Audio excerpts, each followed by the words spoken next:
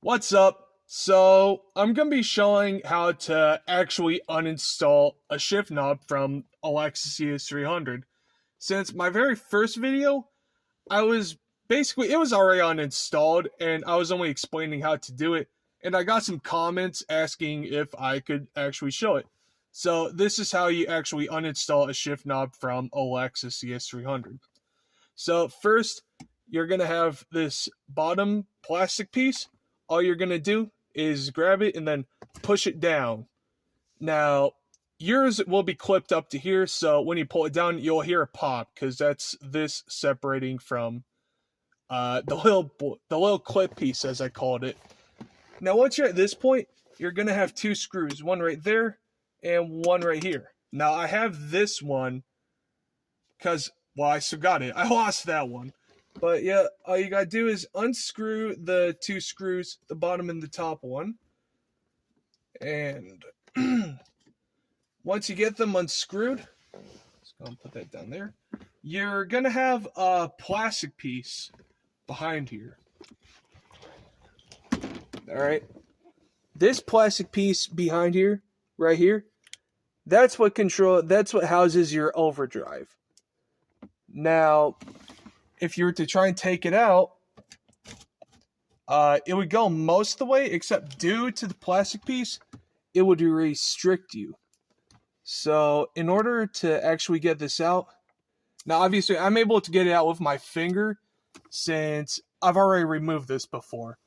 I haven't been able to reinstall the overdrive switch, so it's way easier for me. But in order to do this, and sorry for shaking, but you're going to have to put a flathead behind there and pry that out while simultaneously, never mind, but you're also going to have your other hand pushing in the overdrive button and trying to wiggle this very back piece out, which is this.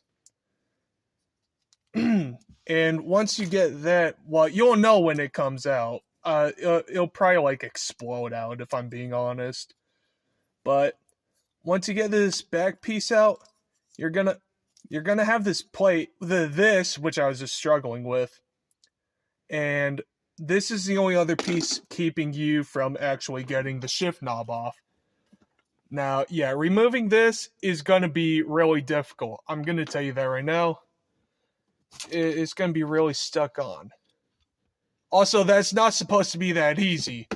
This is also going to be a struggle, but the only reason why it was easier for me is because this other part broke off, and this is the other part of the overdrive. And this is what actually activates the overdrive. But yeah, it's not going to be that easy for you guys. I'm going to tell you that right now. So, yeah, next up, just go ahead and pull this off. Okay, wow. But yeah, once you got that off, you're pretty much, yeah, that's how you remove it, legitimately. Just pull it up.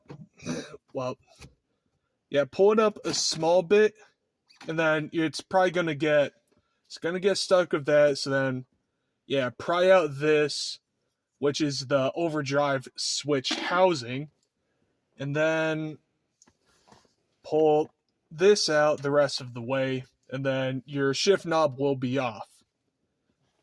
Now, whether you're going to be installing another one of the, which I don't know why you would, but pretty sure primary reason why you would take this off is because you want a different shift knob.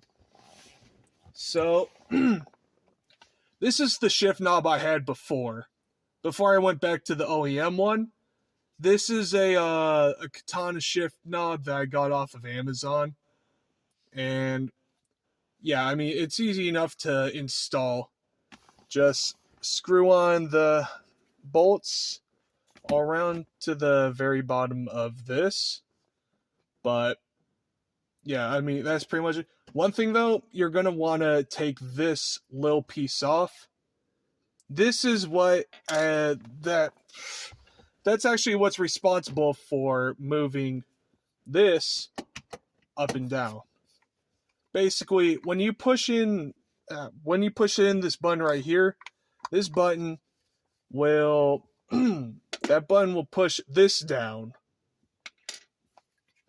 Because if you look down there, you'll see that hole right at the very end. Let's see. It may actually show this. Yeah, so see how when I push that in, that gets pushed in at the very back? So this is literally only there so that way it can give enough. This fits in snugly to the very top, which obviously if it were just this, it wouldn't get pushed down at all. It's too small. But when it comes to a shift knob like this, it doesn't have to be this exact one. You could buy an adapter or a universal adapter which works with any of these, I suppose. And I'm not sure what the design is called, but yeah, basically the design where you push the rod down in order to activate the transmission. But yeah, basically when doing this, just put that on and then get the Allen key. It should come with one, although I had one, but apparently I lost it. So that's cool. Never mind. So yeah, you're just gonna install the shift knob and then tighten it on, obviously. And yeah, I mean, it's as simple as you think it is. You just tighten the bolts. Well, I guess it would be more screws. But yeah, tighten them on so it's pinching this. And yeah, so that's how you install an aftermarket one, essentially. I don't think it gets... Yeah, it doesn't really get any more advanced than that. So, yeah, something else you're able to do, though, is if you really don't... What am I trying to say? Basically, you'll have this big space right here with the hole and all of that. If you don't really want that... Oof. Spazzing a little bit. If you don't want that, you could always do a custom shift boot bag. Basically, this is one design I saw with the Crown Royale bag. So, yeah, all you really gotta do to get something like that on is just take a panel pry up at the two ends right at the very front, and then, yep, that's all you gotta do. So take the panel popper and pry up right here, and then you'll be able to get the rest of the way off. Also, one extra thing to note. Wow.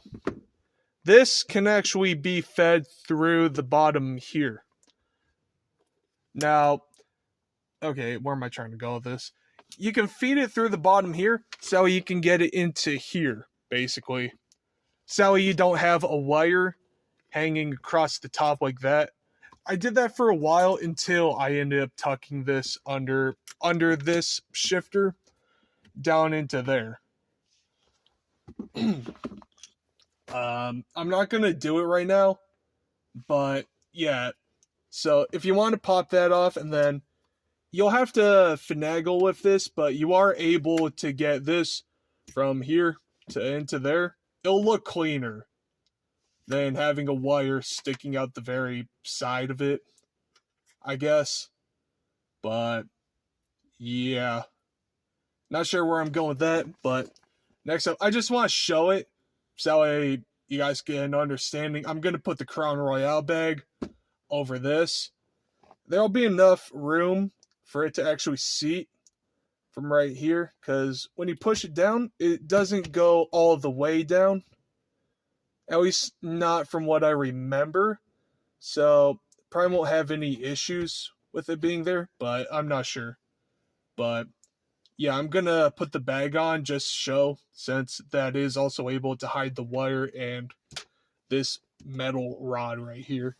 So I'll show what it looks like with the custom shift boot. Alright, well, that's what it looks like with a Crown Royale bag as a shift boot. Yeah, so obviously the main reason to do that is, well, okay, I guess I should at least show it a little bit before I go unraveling it. So the main reason to do that is, one, yeah, hide the little metal rod right here. And two, if you don't want to tuck the overdrive wire, that'll just hang around in there. Three, if you want to fake a manual, then there's that. But yeah, I mean, it's all up to personal choice. Because, well, yeah, I don't know where to go with that. If you want to try to make it look better, go ahead. But obviously, putting a shift boot and a shift knob onto an auto is pretty rice. But then again, who really cares anymore? So it's up to personal preference. I'm just making the video to show how to uninstall the shift knob primarily. But yep, that's what it looks like with an aftermarket shift knob, since I'm pretty sure that's another big reason why you would be watching this, is so you can know how to install an aftermarket shift knob onto a Lexus es300. See, overdrive wire. So yeah, that's how you uninstall an OEM shift knob from a Lexus CS300, and also pretty much how you install an aftermarket shift knob to the ES300. Guess I should also say, forgot if I said, this old plastic piece doesn't stay on because with it you would only be able to screw in the very bottom 4 of these screws, and that's not secure as all 8. So that's the only reason why I removed this. And also, it'll work just fine without this. I daily drove with this shift knob for quite a while, and I never had this on. So, yeah, that's how you uninstall an OEM shift knob.